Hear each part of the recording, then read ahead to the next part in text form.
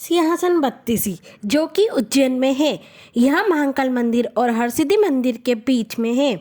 उज्जैन के राजा विक्रमादित्य के सिंहासन और उनके नवरत्न एवं 32 पुतलियों को यहाँ दिखाया गया है तथा यहाँ पर पुतलियों तथा विक्रमादित्य के बीच जो बातचीत है उसे कथा के रूप में भी दिखाया गया है ताकि हम सब उनके बारे में जान सकें।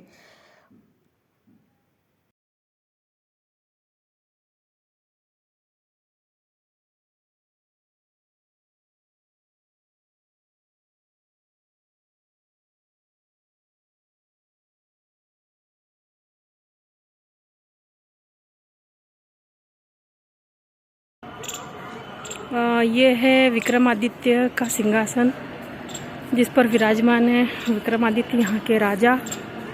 और ये सब इनके 9 जेम्स कहलाते हैं। सबसे पहले है बेताल भट्ट, फिर अमर सिंह, इसके बाद है शंकु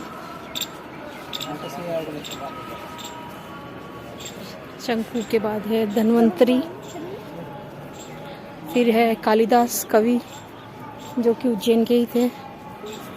और ये है विक्रमादित्य सिंहासन के ऊपर विराजमान। और ये है वरामिहिर आफ्टर दैट ये वरुचि के बाद है Ghatakharpar and after that Kshapanaka. These are known as the 9 gems of. ये विक्रमादित्य की चरण पादुका हैं और ये विक्रमादित्य जी बैठे हुए हैं और ये सामने फिर इनका सिंहासन।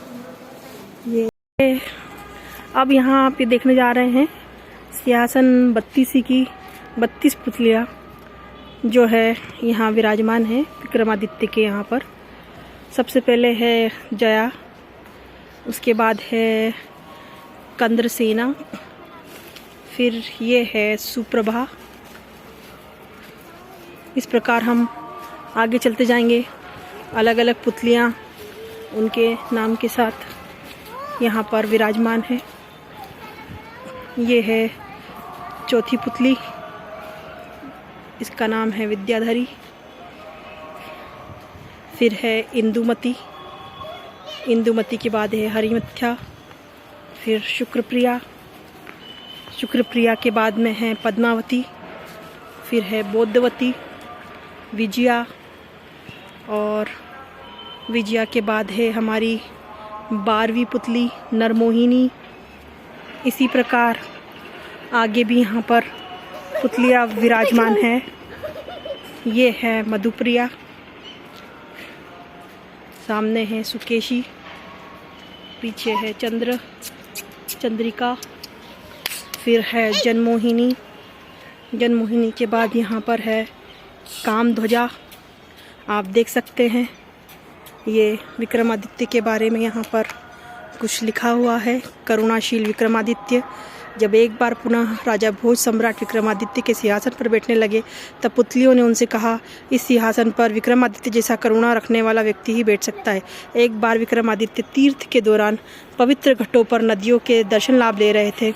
इस दौरान गंगा नदी के किनारे पवित्र मंदिर में ठहरे। रात्रि में विक्रमादित्य को एक ब्राह्मण की चीख सुनाई दी जो नदी में डूब रहा था। वो पुकार रहा था, कोई मुझे बचा लो, मैं डूब रहा हूँ।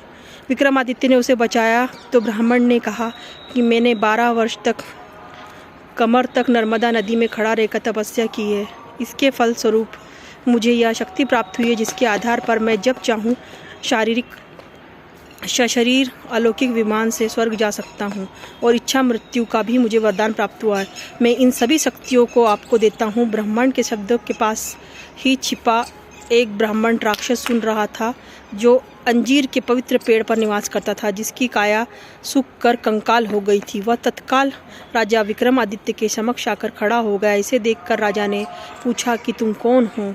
उस राक्षस ने कहा कि वह एक समय में एक राजा का पुरोहित था, लेकिन लालचवश निषिद्ध उपाय उपहारों को स्वीकार करने के कारण ब्राह्मण राक्षस बन गया। 5 वर्षों के पश्चात उसे मुक्ति नहीं मिली। उसकी कहानी सुनकर राजा विक्रमादित्य ने कहा, मैं तुम्हें ब्राह्मण से प्राप्त शक्ति देता हूँ ताकि तुम स्वर्ग को प्राप्त हो। विक्रम के शब्द के साथ ही ब्राह्मण राक्षस अलौकिक विमान पर बैठकर स्वर्ग की ओर प्रस्थान किया। ऐसे थे करुणाशील विक्रमादित्य। कहते हुए पुतली ने राजा भोज से कहा कि ऐसी ही व्यक्ति इस सिंहासन पर बैठने का सच्चा अधिकारी है। आप देख सकते हैं यहाँ पर पूरी पेंटिंग्स